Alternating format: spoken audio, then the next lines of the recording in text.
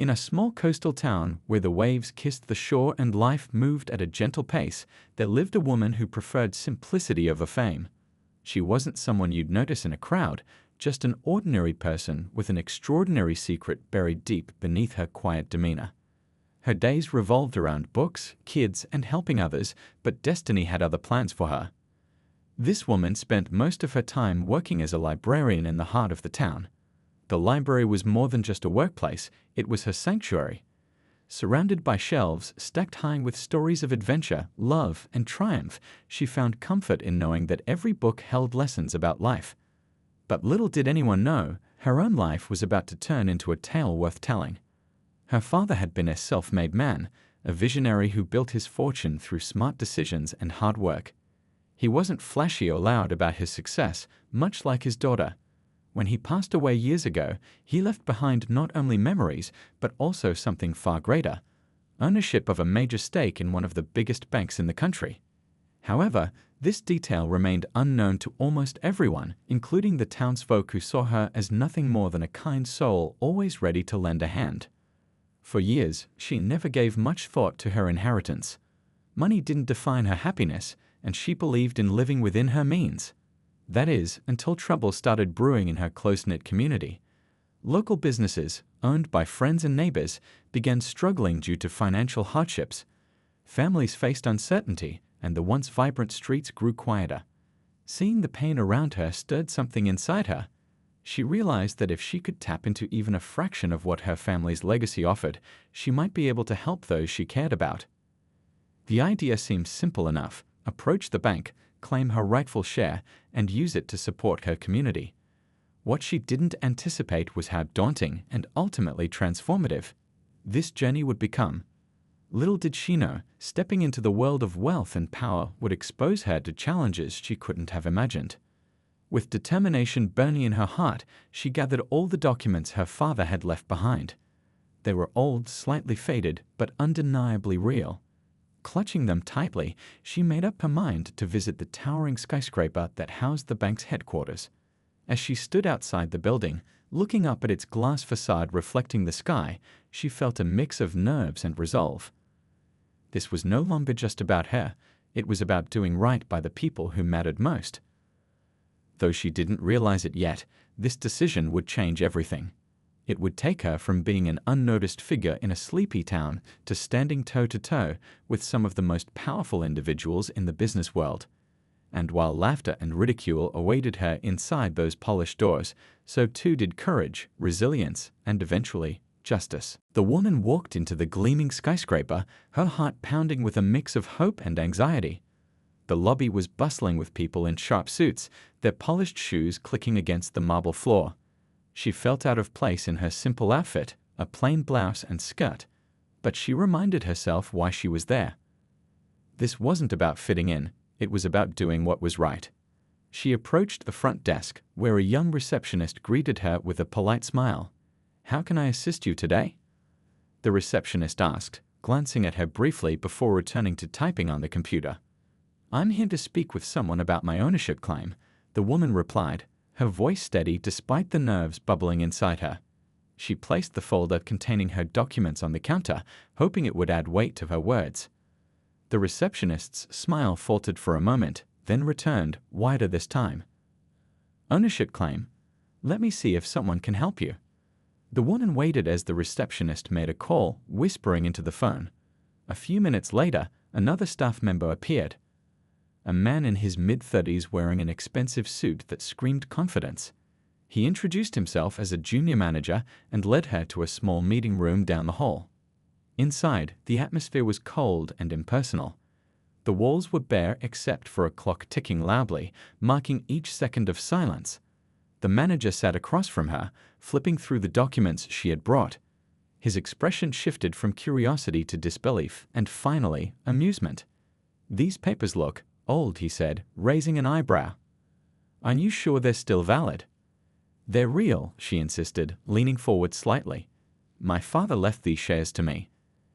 I just want to confirm my ownership and discuss how I can use them to help my community." The manager chuckled softly, shaking his head. Look, ma'am, owning part of a bank like this isn't something you can prove with a few faded papers. You'll need more than that. His tone wasn't harsh, but it carried a dismissive edge that stung. It was clear he didn't take her seriously. After a few more minutes of awkward questioning, he suggested she speak to someone higher up. Maybe our CEO can explain things better, he said, though his smirk suggested he doubted it would make any difference. When she was ushered into the office of Richard Langley, the bank's CEO, the contrast between them couldn't have been starker. Richard was all polish and poise, seated behind a massive desk that seemed designed to intimidate. He listened as she explained her situation, nodding occasionally, but never losing the faint smirk playing on his lips. "You understand, don't you," he said when she finished, "that claiming ownership of a bank like ours requires substantial proof? These documents." He gestured vaguely toward her folder, "aren't enough. You'll need legal verification, board approval, and a lot more." His words dripped with condescension, as though he were speaking to a child who didn't grasp the complexity of the world. Then came the laugh, the kind that makes your cheeks burn with embarrassment. "This isn't some fairy tale where pieces of paper magically turn you into a billionaire. If you're serious, hire a lawyer. Until then, I'm afraid there's nothing I can do." The woman left the office feeling smaller than when she'd arrived. The weight of his dismissal pressed down on her shoulders, but beneath it lay a spark of determination. They could laugh all they wanted, but she knew the truth, and she wasn't going to let them erase it so easily. As she stepped back onto the busy street, the towering building loomed above her. For now, it represented everything she was up against: power, arrogance, and disbelief. But deep down, she vowed to fight back. Little did they know, their mockery would soon come back to haunt them. Walking out of that towering bank building, the woman felt a mix of emotions: anger, frustration, but also a stubborn resolve. She wasn't one to back down easily, especially when she knew she was right. The laughter and dismissive looks still echoed in her mind, but instead of breaking her spirit, they fueled her determination. This wasn't just about proving herself anymore, it was about standing up for what was fair. She decided she needed help. Not just any help, but someone who understood the law and could fight on her behalf. After asking around and doing some research, she found a young lawyer named Emily Carter. Emily wasn't flashy or well-known like the big-shot attorneys who worked for corporate giants. In fact, she ran a small practice out of a modest office above a coffee shop. But what she lacked in fame, she made up for in grit and passion. When the woman walked into Emily's office, the first thing she noticed was how warm and welcoming it felt. There were no intimidating leather chairs or shiny trophies on display, just a cozy space filled with books, papers, and a few plants sitting by the window. Emily greeted her with a firm handshake and a kind smile. "Tell me everything," she said, gesturing toward a chair. For the next hour, the woman poured out her story: the inheritance from her father, the documents she had brought, and the humiliating encounter at the bank. Emily listened intently, nodding occasionally and jotting down notes. When the woman finished, Emily leaned back in her chair, her expression thoughtful. "This isn't going to be easy," Emily admitted. "Banks like that don't give up power without a fight. They'll try to bury us in paperwork, discredit your evidence, and maybe even drag this out until you're too tired to keep going." The woman nodded. She'd expected as much. "But do you think we can win?" she asked, her voice steady despite the uncertainty swirling inside her. Emily smiled. "If you're willing to fight, so am I. We'll need to dig deep, find every piece of proof we can, and expose whatever tricks they're pulling. It won't be quick, and it definitely won't be cheap, but if we stick together, we've got a shot." With Emily by her side, the woman filed a lawsuit against the bank, demanding recognition of her rightful ownership. At first, things seemed promising. They submitted all the documents she had kept safe over the years, along with letters written by her father detailing his intentions. But soon, the reality of taking on a corporate giant hit them hard. Every step forward felt like 2 steps back. Key documents mysteriously disappeared from court records. Witnesses who initially agreed to testify suddenly changed their minds, claiming they didn't remember anything. And then there were the judges. Some seemed strangely biased, ruling in favor of the bank time and again. To make matters worse, the media caught wind of the story. News outlets painted her as a delusional dreamer chasing an impossible claim. Headlines mocked her, calling her everything from a librarian playing billionaire to the woman who thought she owned a bank. Friends stopped inviting her to gatherings, fearing guilt by association. Even strangers whispered behind her back when she walked through town. Richard Langley, the bank's CEO, didn't miss a chance to twist the knife. He gave interviews where he described her as confused and misguided, insisting that the bank had done nothing wrong. His polished words and confident demeanor swayed public opinion further against her. It was during one particularly low moment that the woman sat alone in her living room, staring at the stack of legal papers scattered across the table. Tears welled up in her eyes, not because she doubted herself, but because the weight of the battle felt unbearable. How could one person stand against such a powerful machine? Just as despair threatened to consume her, there was a knock at the door. Wiping her tears, she opened it to find Emily standing there, holding 2 cups of coffee. "Thought you might need this," Emily said with a small smile. They sat together that evening, talking late into the night. Emily reminded her why they started this fight, not for fame or revenge, but to protect the truth and help those who depended on her. By the time Emily left, the woman felt a renewed sense of purpose. Yes, the road ahead was tough, but giving up wasn't an option. Unbeknownst to her, fate was about to intervene in ways she never imagined. Sometimes, all it takes is one unexpected alley to change the course of a story forever. It was a quiet evening, the kind where the world outside seemed to slow down just enough for you to catch your breath. The woman sat at her kitchen table, surrounded by stacks of papers and empty coffee mugs. Her eyes were glued to a laptop screen, scrolling through legal documents and emails from Emily. The weight of the fight was heavy on her shoulders, but she refused to give up. She had come too far to let it all slip away now. Just as she was about to close the laptop and call it a night, there was a knock at the door. It wasn't loud or urgent, just a soft rap that made her pause. Who could be visiting at this hour? She got up, smoothing her hair instinctively, and opened the door. Standing on her porch was a man unlike anyone she'd ever met before. He was tall, with sharp features softened by a warm smile. His suit was expensive but understated, and his presence commanded attention without being overbearing. But what struck her most was the sincerity in his eyes. "Hi," he said, his voice calm and steady. "I hope I'm not interrupting. My name is Alexander Drake." The name rang a bell. Everyone knew who Alexander Drake was, the billionaire tech mogul who had built an empire from scratch. He was rarely seen in public, preferring to stay out of the spotlight. Yet here he was, standing on *** doorstep, looking as though he belonged. "I've been following your story," he continued, noticing her confusion. "I know how hard it is to take on people who think they're untouchable. I've been there myself." She blinked, unsure of what to say. "You know about my case?" He nodded. "It's not every day someone stands up to a bank like that, especially someone who's clearly doing it for the right reasons. I wanted to meet you in person, see if there's anything I can do to help." For a moment, she thought she might be dreaming. This couldn't be real. Why would someone like him care about her fight? But his expression was genuine, and something about the way he spoke, so straightforward, so human, made her believe him. "Come in," she finally said, stepping aside. They sat at the kitchen table, the same one cluttered with legal papers and coffee stains.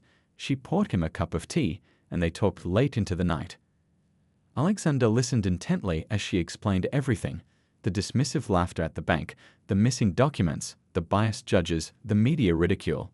He didn't interrupt or offer empty platitudes. Instead, he asked thoughtful questions, nodding along as she spoke. When she finished, he leaned back in his chair, his expression thoughtful. "You're stronger than you realize," he said.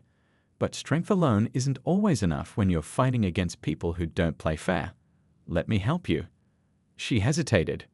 Accepting help from someone like Alexander felt overwhelming. What could he possibly gain from getting involved in her mess? But then she remembered Emily's words. Sometimes you need allies to win battles like this. "What do you have in mind?" she asked cautiously. Alexander smiled. "First, we'll get you the best legal team money can buy. People who specialize in uncovering corruption and exposing lies. Second, we'll bring in forensic accountants to dig into the bank's records. If there's tampering, they'll find it. And third," he paused, his smile turning wry, We'll make sure the world knows the truth. Public opinion can be a powerful tool when used correctly. By the time Alexander left that night, the woman felt a flicker of hope she hadn't felt in weeks. For the first time since this ordeal began, she realized she wasn't alone. With Alexander's resources and determination backing her, the odds no longer seemed so insurmountable. As she locked the door behind him, she allowed herself a small smile. Maybe, just maybe, things were about to change. With Alexander's support, the tide began to turn. What had once felt like an impossible uphill battle suddenly gained momentum. The woman and Emily now had access to resources they could only have dreamed of before. Top-tier lawyers joined their team, each bringing expertise in uncovering corporate wrongdoing. Forensic accountants combed through years of bank records, searching for any trace of tampering or fraud.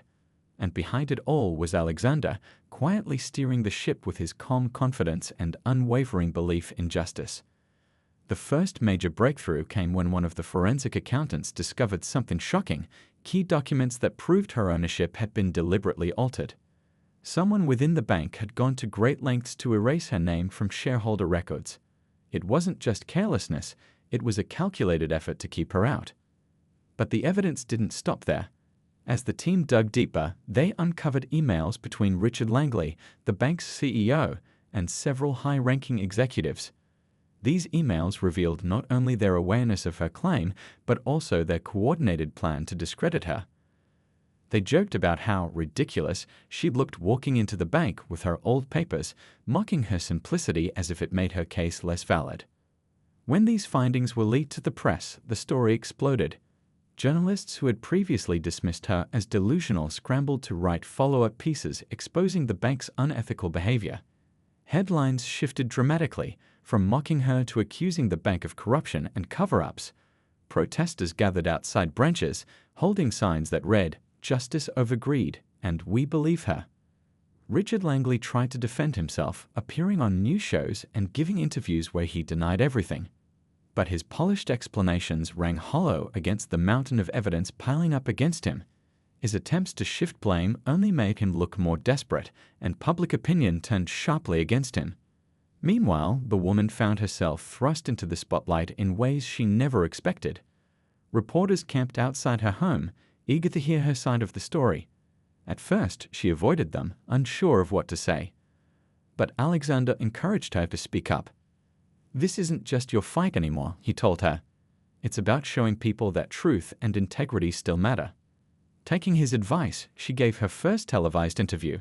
Sitting across from a journalist in her modest living room, she spoke honestly about her journey, the struggles, the humiliation, and her determination to see things through.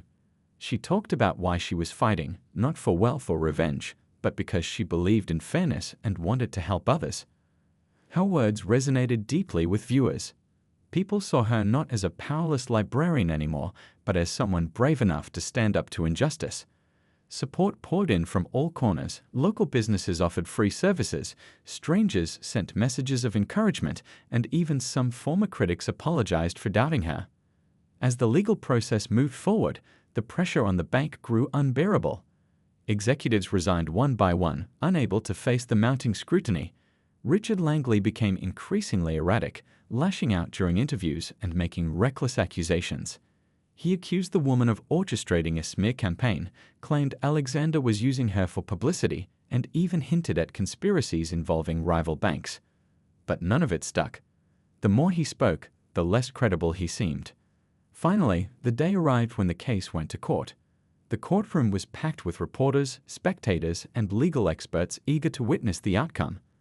On one side sat the woman, flanked by Emily and her team of lawyers. Across from them were representatives from the bank, looking tense and uneasy. Richard Langley himself refused to attend, sending his lawyer instead. The trial was intense, with both sides presenting their arguments passionately. But when Alexander took the stand as a witness, the atmosphere shifted entirely. Dressed in a simple suit, he spoke with quiet authority, recounting how he'd become involved and detailing the efforts taken to uncover the truth. His testimony carried weight, not because of his billions, but because of the genuine respect he showed toward the woman and her cause. By the time closing arguments wrapped up, it was clear which way the verdict would go. The judge praised the woman's perseverance and condemned the bank's actions as a gross abuse of power. When the ruling finally came down in her favor, restoring her full ownership rights, the courtroom erupted in applause. For the first time in months, the woman allowed herself to feel relief. The long, grueling fight was over, but she knew this was only the beginning. With ownership restored, she now faced the challenge of leading a bank that had once tried to destroy her. And standing beside her was Alexander, whose quiet strength had helped carry her through the storm. With the court's ruling in her favor, the woman officially became the majority owner of one of the largest banks in the country.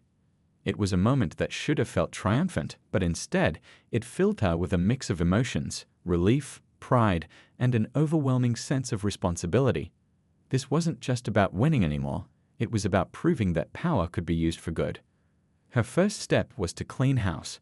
Richard Langley had already resigned in disgrace, but several other executives involved in the cover-up were still clinging to their positions. She didn't waste time. With Emily by her side and Alexander offering quiet guidance, she called a meeting with the board of directors. The room was tense as she walked in, dressed simply but radiating authority.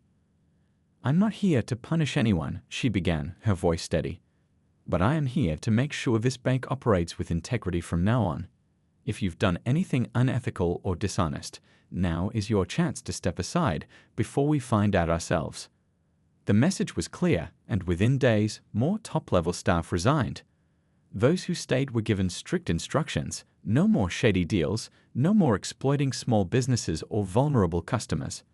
Transparency would become the cornerstone of the bank's operations moving forward. Next, she turned her attention to the community, the very people she had fought so hard to protect. Under her leadership, the bank launched initiatives aimed at helping struggling families and local businesses. Interest rates were lowered for small entrepreneurs, grants were offered to startups led by women and minorities, and financial literacy programs were introduced in schools. For the first time in years, the townsfolk felt like the bank was on their side. But change didn't come without resistance. Some shareholders grumbled about the shift in priorities, accusing her of being too soft or idealistic. Critics claimed she was ruining the bank's profitability by focusing on social causes. Yet, when quarterly reports showed steady growth thanks to renewed public trust, even the skeptics had to admit she was onto something. Through it all, Alexander remained a constant presence. Though he never sought the spotlight, his influence was undeniable. His advice often guided key decisions, and his calm demeanor helped her navigate moments of doubt. But what surprised her most was how much she enjoyed having him around. Their late-night strategy sessions over coffee turned into heartfelt conversations about life, dreams, and shared values. Slowly but surely, their professional partnership blossomed into something deeper. One evening, after a particularly long day of meetings, they found themselves sitting together on the porch of her modest home. The sun was setting, painting the sky in shades of orange and pink. They sat in comfortable silence for a while, watching the waves crash against the shore. "You've done incredible work," Alexander said finally, breaking the quiet. "Your father would be proud." She smiled softly, feeling a pang of nostalgia. "I hope so. I just wish he could see it." "He can," Alexander replied gently. "In a way, he does. Every time you stand up for what's right, every time you help someone else, you're honoring him." His words touched her deeply. For so long, she had carried the weight of this journey alone, afraid to let anyone in. But now, with Alexander beside her, she realized she didn't have to carry it all herself.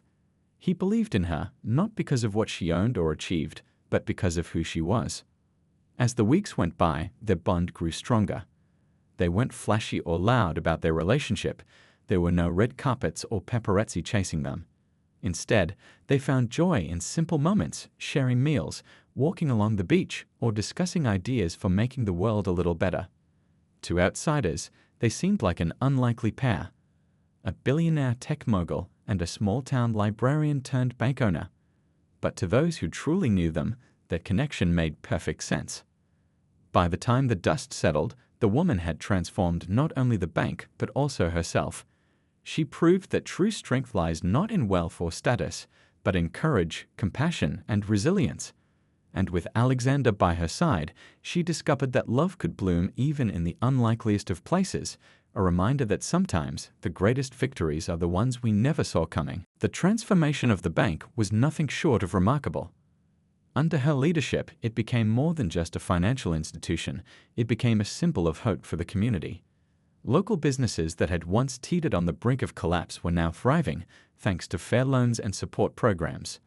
Families who had struggled to make ends meet found relief through initiatives aimed at reducing debt burdens. The woman's vision wasn't about profit margins, it was about people. And slowly but surely, the town began to heal. But the changes weren't limited to the bank or the community. The woman herself had grown in ways she never imagined. She went from being an ordinary person living a quiet life to someone who inspired others with her courage and determination. People often stopped her on the street to thank her, not just for what she'd done for the bank, but for reminding them that standing up for what's right can make a difference. Her journey taught everyone around her that even the most unlikely heroes can change the world. Amid all this, her relationship with Alexander deepened. Their bond had started as a partnership built on mutual respect, but over time, it evolved into something far greater. They balanced each other perfectly, her compassion grounding his ambition and his wisdom guiding her decisions. Though they came from vastly different worlds, they shared a common goal: to use their resources and influence to create positive change. One crisp autumn evening, as golden leaves swirled in the breeze, Alexander surprised her with a picnic by the beach. A simple blanket was spread out on the sand, surrounded by flickering lanterns and the soft sound of waves lapping at the shore. It was intimate yet meaningful, a reflection of their relationship. "I've been thinking," Alexander said as they sat together under the starlit sky.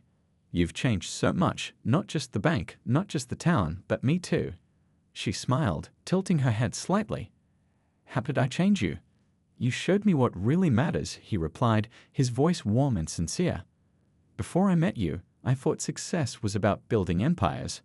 But watching you fight for justice, for fairness, for others, it made me realize that true success is about making a difference. You reminded me why I started doing what I do in the first place." His words touched her deeply. She reached out and took his hand, feeling grateful for the connection they shared. "And you reminded me that I don't have to face the world alone," she said softly. "Having someone believe in me when no one else did, that meant everything." As they talked, the conversation turned lighter, filled with laughter and shared memories of their journey together. From late-night strategy sessions to navigating media storms, every challenge had brought them closer. By the end of the evening, they both knew their lives were forever intertwined. A few months later, the woman stood on the same stage where Richard Langley had once mocked her. This time, however, the atmosphere was electric with positivity. She was addressing a crowd of employees, shareholders, and community members during the bank's annual gala. Behind her hung a banner that read, *Empowering Communities, Building Futures. "I won't lie," she began, smiling warmly at the audience. "This hasn't been an easy journey. There were times when I doubted myself, when it felt like the whole world was against me. But I learned something important along the way. None of us are truly alone. We rise by lifting others, and we succeed when we stand together." The room erupted in applause, and as she glanced toward the back of the hall, she saw Alexander watching her with pride. In that moment, she realized how far they'd come, not just individually, but as a team. Their love story became the stuff of legends, whispered about in the same breath as her battle against the bank. It was proof that sometimes destiny brings two people together not just for romance, but for a shared purpose. Together, they continued to champion causes close to their hearts, proving that wealth and power could be forces for good when wielded with integrity. And so, the woman who had once walked into a towering skyscraper with nothing but a folder of old papers emerged as a beacon of hope and resilience. Her story was a testament to the strength of the human spirit, the importance of standing up for truth, and the transformative power of love. In the end, she didn't just reclaim her inheritance, she created a legacy that would inspire generations to come.